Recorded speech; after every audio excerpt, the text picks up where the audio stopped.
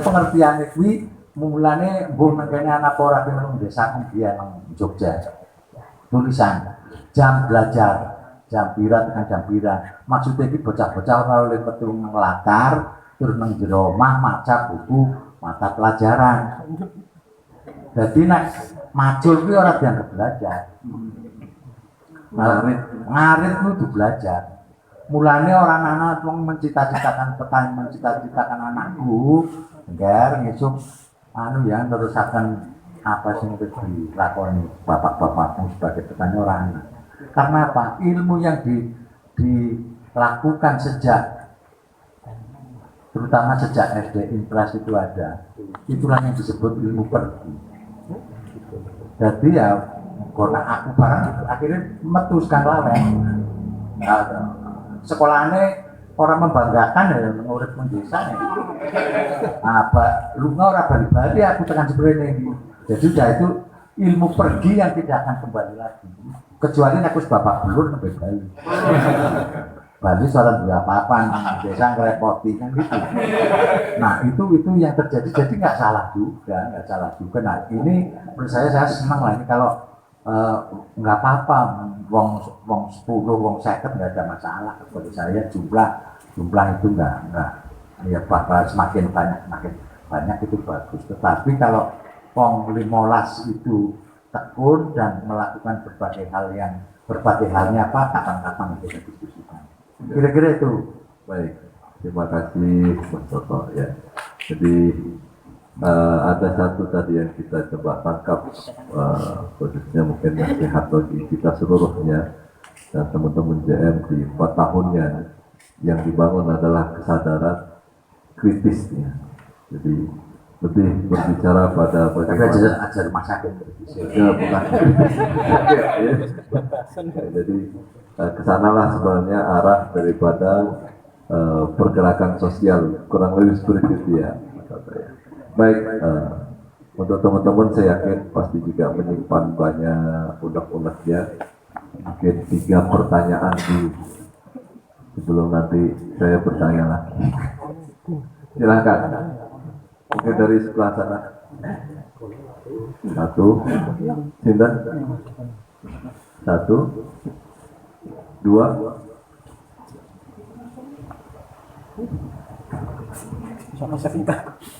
Oke, 1 dulu Mas.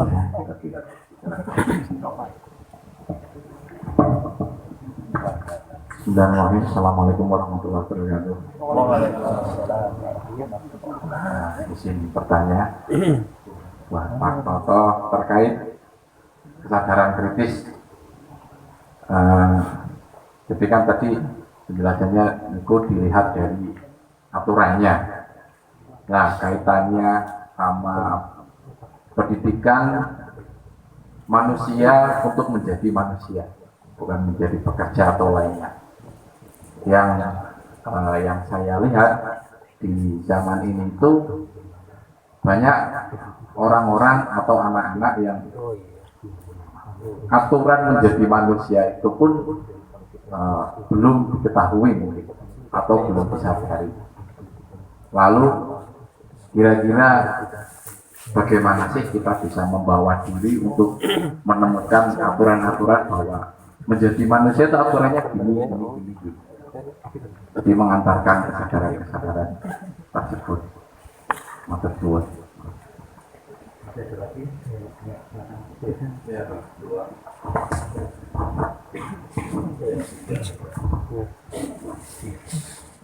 Assalamualaikum warahmatullahi wabarakatuh. Kagem Bapak yang tadi ini lebih tanggap. Ini soal pendidikan gitu, Pak. Pertanyaannya, bagaimana sebenarnya pendidikan murni atau asli Indonesia di masa lampau yang mungkin bisa diterapkan hari ini? Karena setahu saya kan pendidikan Indonesia ini kan direplikasi atau diadopsi dari Belanda ketika politik etis itu kan. Nah, ketika ada politik etis baru diadopsi seperti itu. Nah, sebelumnya itu kan kalau tidak salah kan menggunakan pendidikan berbasis mungkin pesantren ya, dari pesantren-pesantren. Nah, tapi kalau dengan melihat keadaan zaman yang seperti ini, yang pendidikan dijadikan untuk barang dagangan, kapitalisme sekolah, berarti seperti itu, dan juga ibaratnya juga kadang sekolah ke gedung, tidak sekolah ke guru atau sekolah ke ilmunya, tapi pilih yang gedungnya bagus dan sebagainya. Jadi, yang murni, yang asli, yang mungkin bisa diterapkan sekarang agar kita kembali ke jati diri Nusantara itu seperti apa? Mungkin segitu. Terima kasih.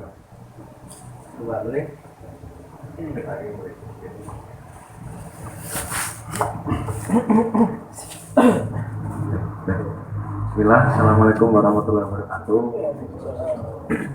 Terima kasih atas kesempatannya dan sekaligus suatu kehormatan bagi saya bertemu dengan Pak Toto, karena selama ini saya hanya melihat panjenengan lewat YouTube saja. Nah, ini suatu kesempatan yang sangat luar biasa. Fans gelap. Di sini saya sekedar sharing tentang kegelisahan yang saya alami. Tadi yang pertama mungkin terkait dengan pendidikan ya. Mungkin kalau kita berbicara soal pendidikan tidak ada selesainya, karena pendidikan di sini kan sangat kompleks, sangat rumit lah sebenarnya. Tapi mungkin di Jagongan Manfaat ini juga salah satu media sebagai tempat kita untuk mencari ilmu, karena kalau kita mau belajar, sebenarnya semua orang adalah guru dan semua tempat adalah sekolah. Tidak hanya terbatas pada gedung-gedung sekolah itu saja, tapi semua tempat adalah sebenarnya tempat kita belajar, dan semua orang adalah guru yang dimana kita bisa belajar dengan siapapun itu, termasuk di Jagongan Manfaat ini. Dan karena ini mungkin kesempatan pertama saya bergabung dengan Jagongan Manfaat, kesan yang saya dapatkan, kalau kita mendengar istilah pengajian itu kan barangkali itu adalah istilah yang sangat eksklusif. Kalau kita membayangkan pengajian itu kan udah insecure terlebih dahulu, karena kita merasa nggak soleh, terus akhirnya kita sungkan untuk kesana, karena itu tadi ditambah lagi dengan simbol-simbol orang-orang yang hadir di situ menggunakan sorban, menggunakan apa segala macam, itu membuat kita insecure. Tapi di sini yang saya rasakan berbeda. Walaupun judulnya ngaji, tapi kita di sini ya dengan barangkali pakaian seadanya, nggak perlu harus kelihatan soleh banget gitu kan. Jadi lebih kelihatan inklusif lah ya. Ya itu sekedar sharing saja. Kemudian yang kedua, sedikit pertanyaan untuk Pak Toto, Pak. Banyak juga nggak apa-apa, Mas. Satu-satu aja. Kalau saya bualam sekali. Terkait dengan keresahan juga sih. Kebetulan saya dulu kuliah di Solo, kemudian dilalah kerja ya, rezekinya di sini seperti itu. Dan saya merasakan perbedaan lah. Bahkan saya dulu sempat takut untuk lulus, Pak, karena saya takut ketika nanti saya lulus dari dunia mahasiswa, saya tidak bisa merasakan yang namanya diskusi, kemudian majelis ilmu yang sangat bermanfaat seperti yang sekarang saya alami. Makanya saya sangat beruntung lah dipertemukan dengan Jagongan Manfaat. Kemudian ya intinya takut lulus lah, karena saya membayangkan dunia kerja itu statis. Ya itu saja, setiap hari berangkat kerja, capek, pulang sore, tidur, istirahat, bangun, kerja, seperti itu terus. Akhirnya kita kehilangan hidup yang benar-benar hidup. Seolah-olah hidup kita itu ya statis gitu doang. Udah jadi zombie. Hampir sebenarnya. Hampir. Ya. Nah, pertanyaan saya untuk pekerja-pekerja seperti kita ini, gimana supaya hidup ini tetap hidup? Gimana supaya hidup kita ini tetap hidup, bukan hidup yang statis saja, statis yang tiap hari seperti itu monoton, pol-polan ya, nongkrong karo kancane wis pagi-pagi kesel turu. Ya sekedar itu saja. Nah, gimana supaya hidup yang kita jalani itu ya benar-benar hidup lah. Barangkali Pak sudah menangkap maksud saya. Itu dulu. Terima kasih atas kesempatannya. Wassalamualaikum warahmatullahi wabarakatuh. Ya, silakan. Manusia yang manusia. Aduh, balik mau pertanyaan. Jadi menjadi manusia atau pendidikan. Ya, saya malah justru pengen cerita di Eropa. Itu saya mau cerita sejarah kenapa ada kafe. Nah, terus saya gitu contoh di kopi apa dan itu sebenarnya sejarahnya di Eropa itu karena memang Eropa itu menerapkan link and match terhadap industri kepada masyarakat ya, kepada para siswa mahasiswa itu, dan memang benar ada industrinya di sana. Maka ketika saya ketemu Menteri Nadiem itu, saya tidak berdebat soal filsafatnya, enggak. Saya langsung tanyakan aja. Itu kan sekarang link and match pada industri. Nah, saya tanyakan ke beliau, Mas, di Indonesia itu ada berapa industri sih? Apa saja industrinya dan apakah industri bisa menampung bangsa Indonesia? Nah, jawabannya dia, ya enggak lah Mas, kalau enggak ya jangan semua orang dipakai untuk itu atau itu. Nah, daripada filsafat dan malah modal lah. Nah, kira-kira itu intinya. Nah, sementara kalau di Eropa beda. Eropa benar-benar industrinya juga disiapkan. Tapi apa yang terjadi? Apakah orang kehilangan kemampuan? Ini satu contoh dulu. Ada orang yang kerja dari jam 8 pagi sampai jam 4 sore itu menempel kenapa gue? Mau apa? Jam 8 itu kan jam 4. Nah, lama-lama dia kehilangan kemanusiaannya.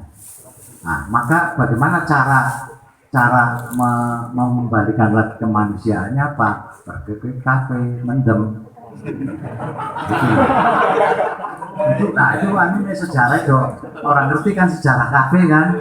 Sejarahnya begitu. Nah, saya tidak. Nah, ini kan juga terkait dengan pertanyaan terakhir ya.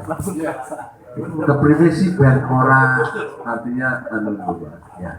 sekarang ini kan sudah terlalu banyak mendem, Ya. sudah terlalu harus kembali Loh, ke industri. nah, gue kan orang Eropa.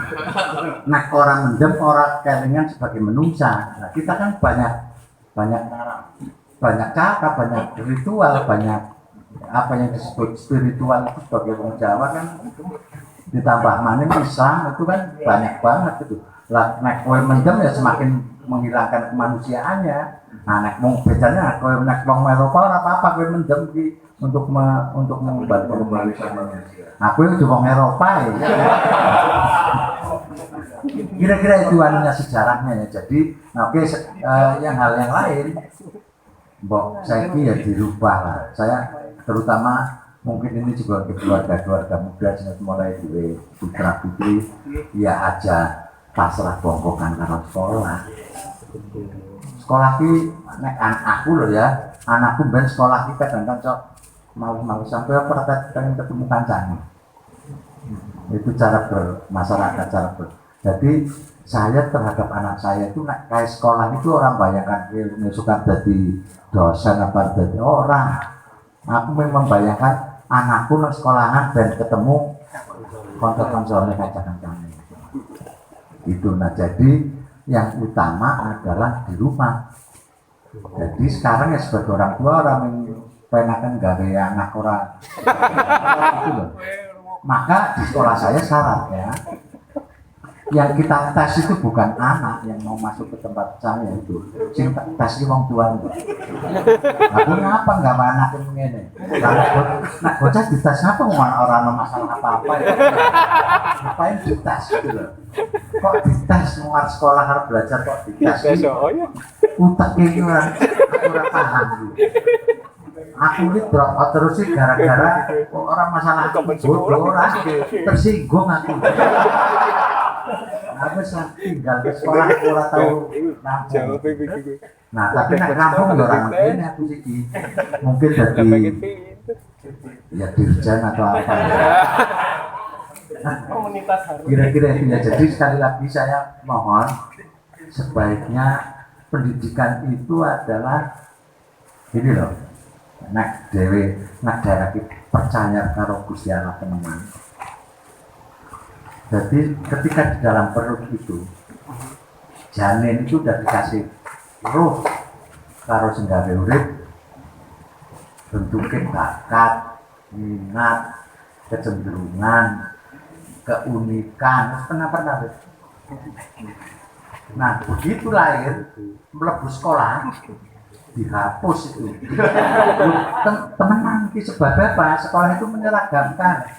Nggak ada sekolah yang jadi gini Pak. Sekolah yang ada di menurut saya yang nggak anak guru itu salah guru. Salahnya tadi itu wah aku kritis loh. Belum sistemnya. Nggak ada sekolah yang menyesuaikan diri terhadap situasi dan kondisinya siswa. Nggak ada. Yang ada adalah siswa menyesuaikan diri kepada sekolah. Oke, ambulannya dites anak si bodoh orang lebu. Tapi sekolah cap apa mau bodoh kudune belajar sekolah malah orang kita. Iya. Mau kok dibanggakan lagi, dibanggakan itu nggak paham itu. Nah, itu ya jadi maka ya sekali lagi yang paling penting adalah yang utama dan pertama adalah keluarga. Makanya kembali ke Madinah, Nabi di Madinah yang dia bangun adalah keluarga-keluarga yang mengikuti Nabi. Orang yang negara, jadi orang negara Islam dia tak orang negara Islam. Tidak ada. Nabi itu tidak membuat negara walaupun kurang apa Nabi. Kurang apa pasukan perangan. Nah, cepat karo Gusti Allah. Malaikat Jibril milu terus pasar punya siapa punya sugi sugih Nabi Muhammad itu miskin kok bodoh orang ngerti Nabi Muhammad itu sugih anak orang sugih orang mungkin bojo karo Fatimah Khadijah orang mungkin mau Khadijahan pengusaha muda wanita karir ya nggak mungkin lah masa ketemu wong pengangguran ya orang loh Nabi di Madinah itu yang pertama dia lakukan adalah membebaskan tanah dari Kuba sampai ke Nabawi lalu bangsane sing melu Ansor terus si Jeman apa Muhajirin arep urip mengendi nah itu di orang apa saya kira di zaman pengertian kuwi mulane mbuh nangkene anak ora pengen desa dia nang Jogja.